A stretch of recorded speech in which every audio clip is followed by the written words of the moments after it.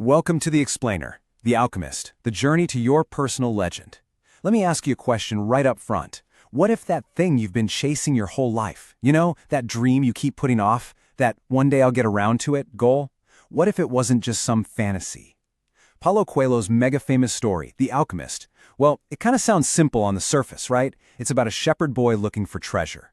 But beneath that surface, man, it carries a seriously life-changing message. It's telling us that your destiny is entirely real, and if you ignore it for long enough, you're going to regret it forever. What if your delayed dream is actually a message?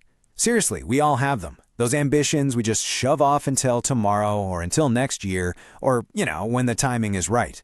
But what if the universe isn't just ignoring you? What if, right at this very moment, it is actively testing you? Let's explore exactly why millions of people literally all over the world say the concepts we're about to cover completely change their lives. There is treasure buried there. Okay, so let's dive right into this. Our story kicks off in Spain with a young shepherd named Santiago.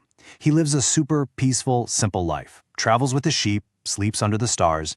He actually chose this life of total freedom over the priesthood that his parents really wanted for him.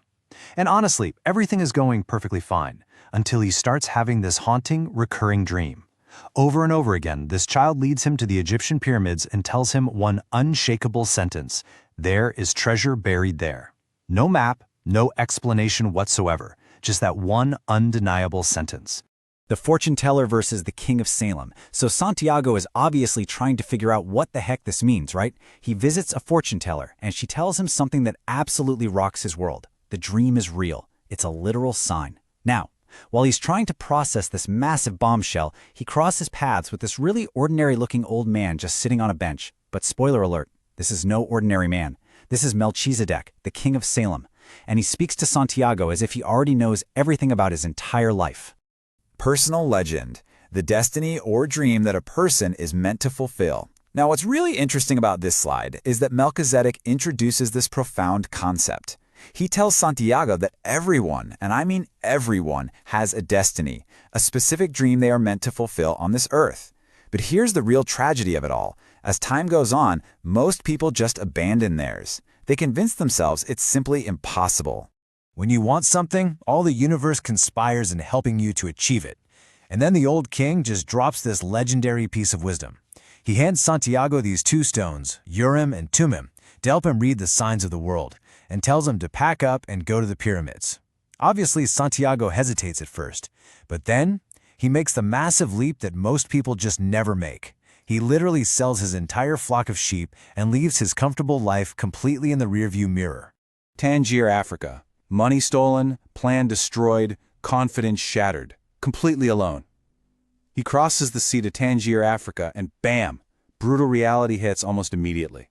Within minutes of arriving, he is robbed blind. The impact is totally devastating. His money? Stolen. His plan? Completely destroyed.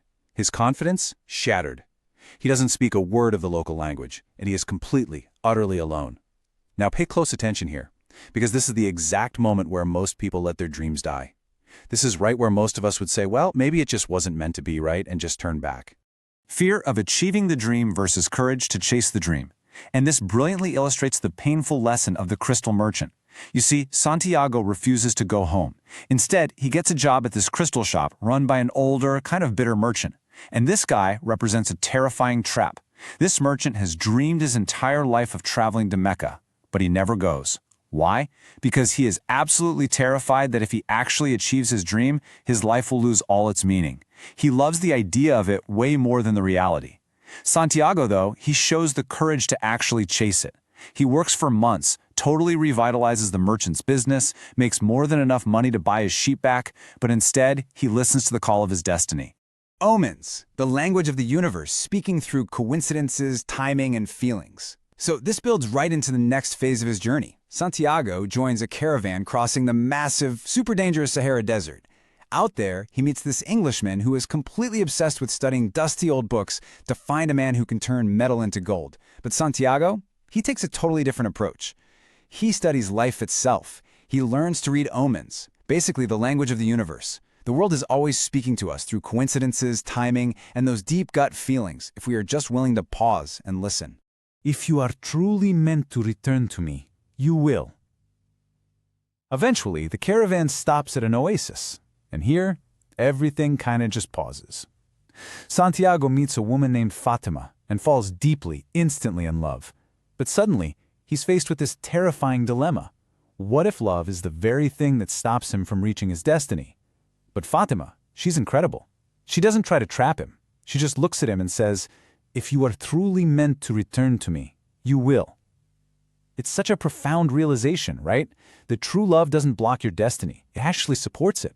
Let's trace his steps really quickly. 1. Spain. 2. Tangier. 3. The Sahara Desert. 4. The Oasis. And 5. The Pyramids. So, from the comforts of Spain, through that brutal robbery in Tangier, across the punishing Sahara, to the temporary peace of the Oasis. And it's here at the Oasis that Santiago's ability to read omens actually saves the day. He has this crazy vision of a surprise attack, warns the tribal leaders, and literally saves the entire camp. And this specific act? It catches the attention of someone who has been watching him very closely. The exact man the Englishman was looking for, the legendary alchemist himself. Step 1, turn into the wind in 3 days. Step 2, fail. Step 3, die.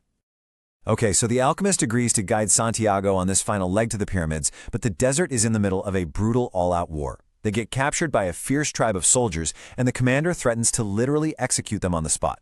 To save their lives, the alchemist makes an absolutely insane claim. He tells the commander that Santiago is so powerful he can turn himself into the wind. The commander basically says, "All right, you've got 3 days, turn into the wind or fail and die." As you can imagine, Santiago is terrified. He has absolutely no idea how to do magic. It isn't about magic, it's about faith. But over those 3 days of just sheer panic, Santiago realizes the absolute core truth of his entire journey. It isn't about magic at all, it's about faith. He walks out into the desert, he speaks to the sand, he speaks to the wind, he speaks to the very sky. He connects deeply with the living universe. And incredibly, a massive sandstorm rises up, completely swallowing the camp. When the dust finally clears, Santiago is just standing there, alive. He passed the impossible test, not through some magic spells, but by fully understanding the language of the world. Your treasure is there.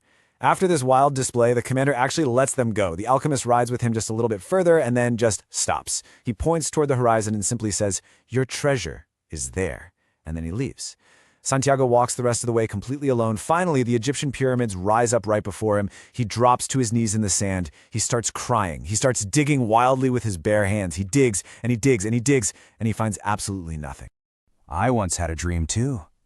Suddenly, out of nowhere, figures emerge from the shadows. Bandits. They attack him, beat him mercilessly, and steal the tiny bit of gold he has left. As Santiago is just lying there in the dirt, completely broken and empty-handed, the leader of the bandits starts mocking him for chasing some stupid dream across the desert. And then, the bandit leans in close and says this, "I once had a dream too." A dream that treasure was buried under a tree. The bandit just keeps talking, literally laughing at the absurdity of it all. A dream that treasure was buried under a tree. In a ruined church, in Spain. The place where a shepherd sleeps with his sheep. That's right. The exact place where a shepherd sleeps with his sheep. Santiago doesn't even argue. He doesn't cry out in pain. Through his completely bruised and battered face, he just starts to smile, because in that single, mind-blowing moment, the ultimate mystery of the universe reveals itself. The treasure was never in Egypt. It was right back exactly where he started. But think about it. He had to travel across the entire world just to discover that fact. The gold versus who Santiago became. So, the crucial point is this. Santiago does actually return to Spain. He goes back to that ruined church, he digs under that exact tree, and yes, he finds a literal chest filled to the brim with gold and jewels. But the physical gold? That wasn't the real treasure. The true reward was who Santiago became along the way. If he had never left, he never would have grown. He never would have learned the language of the universe. He never would have become a person truly worthy of that reward in the first place. Your dream isn't just a destination, it's a transformation. Which brings us to the ultimate, overarching message of this genuinely powerful explainer. Your dream isn't just a destination, it is a transformation. The universe doesn't simply hand you what you want on a silver platter, right? It gives you the exact trials, the exact tests you need, so you can actually become the person who is ready to receive it. What is your personal legend? And that leaves us with one final, pretty heavy thought. What is your personal legend? What is that specific burning dream you've been delaying for way too long? The universe might already be speaking to you through omens right now. The only thing left to figure out is whether you have the courage to actually listen. If this explainer sparks something in you today, please like and subscribe so we can keep the knowledge flowing. And never forget, when you truly want something, all the universe conspires in helping you to achieve it.